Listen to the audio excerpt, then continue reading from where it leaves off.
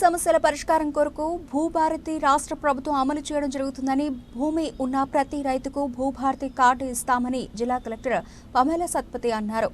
భూ సమస్యల పరిష్కారానికి తెలంగాణ రాష్ట్ర ప్రభుత్వం భూభారతి చట్టాన్ని ప్రవేశపెట్టిందని, భూమి ఉన్న ప్రతి రైతుకు భూభారతి కార్డు ఇవ్వడం జరుగుతుందని జిల్లా కలెక్టర్ పమేలా సత్పతి అన్నారు.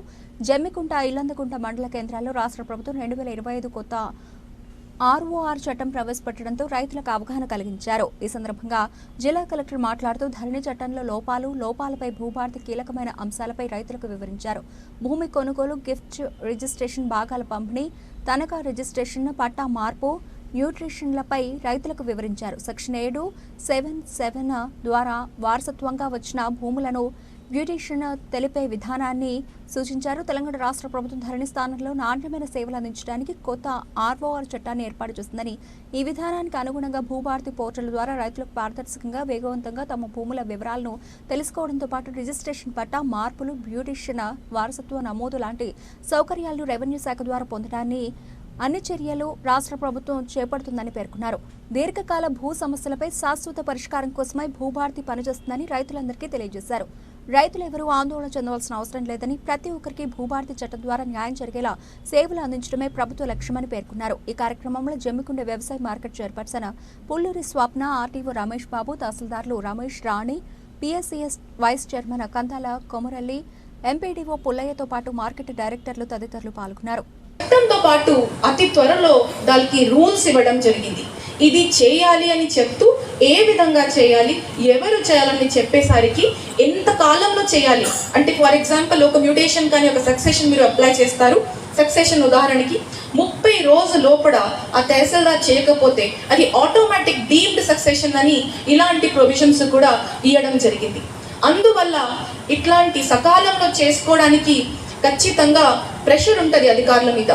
ఒక సక్సెషన్ ఒక తప్పుల పార్టీ అప్లై చేసి ఉంటే, ఒకవేళ 30 రోజు ఆ తహసీల్దార్ ఏం చేయకుండా ఉంటే, సో ఆ తప్పుల పార్టీకి అంటే అది నిజమైన రైతులు ఉండకపోవచ్చు, వాళ్ళ మీద సక్సెషన్ అయిపోతే తప్పకుండా ఈ తహసీల్దార్ మీద క్రమశిక్షణ ఉంటుంది. అందువల్ల ఎవరైనా రెవెన్యూ అధికారి అయినా భయపడి సకాలంలో పని చేసుకుంటారు. సో ఇలాంటి ప్రొవిజన్స్ ఈరోజు మనకి భూభారతి చట్టం కింద ఇవ్వడం జరిగింది. అంటే రెవెన్యూ రికార్డ్స్ రెక్టిఫికేషన్ చేయడానికి సెక్షన్ 4 ఉండొచ్చు, ఈ ఎంక్వైరీ, నోటీస్, హియరింగ్ కండక్ట్ చేయడానికి సెక్షన్ 7 ఉండొచ్చు. దారి ద్వారా భూమి ఆస్తి రైతులకి వస్తుంది. అంటే ఇంతకుముందు ఈనాం ఉండొచ్చు, కౌలు రైతులు ఉంటే 38E ద్వారా వచ్చి ఉండొచ్చు, ORC ఈనాంకి ఉండొచ్చు, 13B సాదాబైనామకి ఉండొచ్చు, ఎన్నో లోక్ అదాలత్ లేకపోతే RDO కోర్టు లేకపోతే ట్రిబ్యునల్ ఆర్డర్స్ ఉండొచ్చు.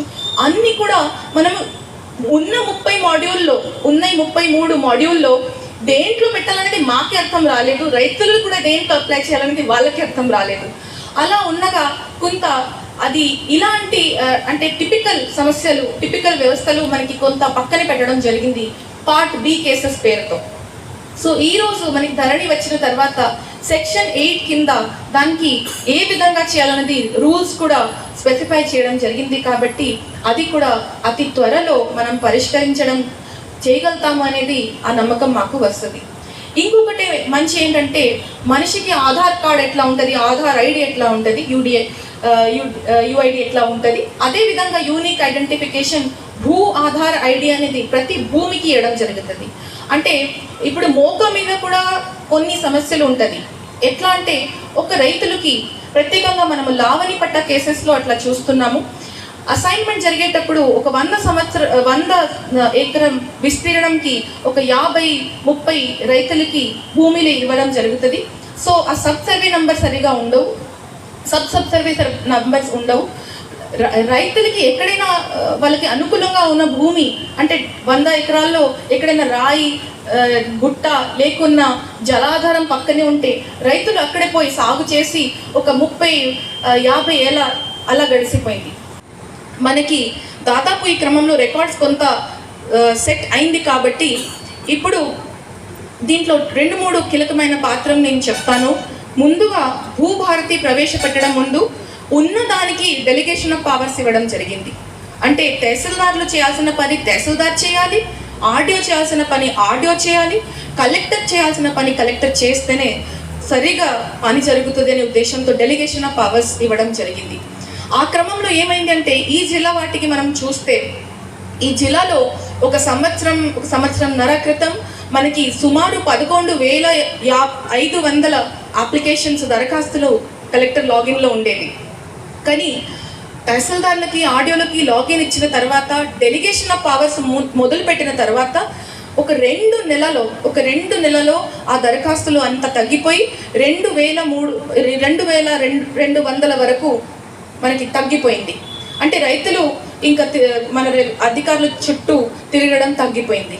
వాళ్ళ వివాదాలకి కానీ వాళ్ళ సమస్యలకి కానీ మనం కొంచెం సకాలంలో సమాధానం చెప్పగలిగిన పని మనకి తయారు చేసి రైతుల ముందే ప్రవేశపెట్టడం జరిగింది. ఇప్పుడు మనం మీ అభిప్రాయం తీసుకుంటూ మీతో మాట్లాడుతూ ఇలాంటి అవగాహన కార్యక్రమం పెట్టే వల్ల తప్పకుండా మీకు కూడా తెలుస్తుంది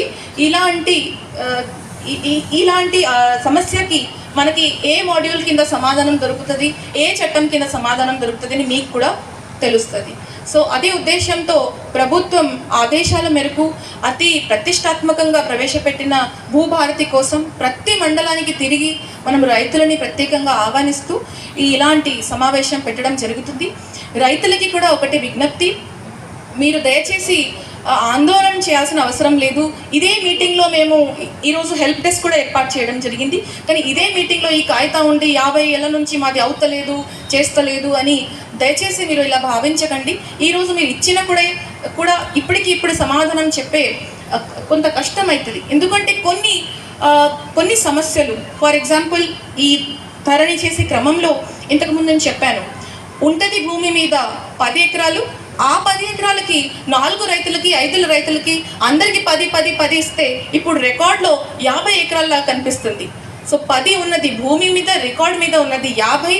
ఆ 50లో ఎవరైనా నిజమైన రైతులు, ఎవరైనా ముందుగా కొన్నారు, ముందుగా వాళ్ళకి ఆనువాంశికంగా కానీ ఇంకా ఏదో పద్ధతిలో వచ్చింది అని తెలియచేసుకోవాలంటే దానికి ఆర్ఎస్ఆర్ ఎక్సెస్ ఉంది అని ముందుగా గమనించి 40 ఎకరాలు ఎక్సెస్ ఉందని గమనించి ఎవరికి అది వర్తిస్తుంది అడ్వర్స్గా అని గమనించి వాళ్ళకి బ్లాక్ చేసుకుంటూ ఇప్పుడు ఉన్న నిజమైన రైతుని ఐడెంటిఫై చేస్తూ పెట్టాలంటే కొంత ఇంత టైం అయితే పడుతుంది.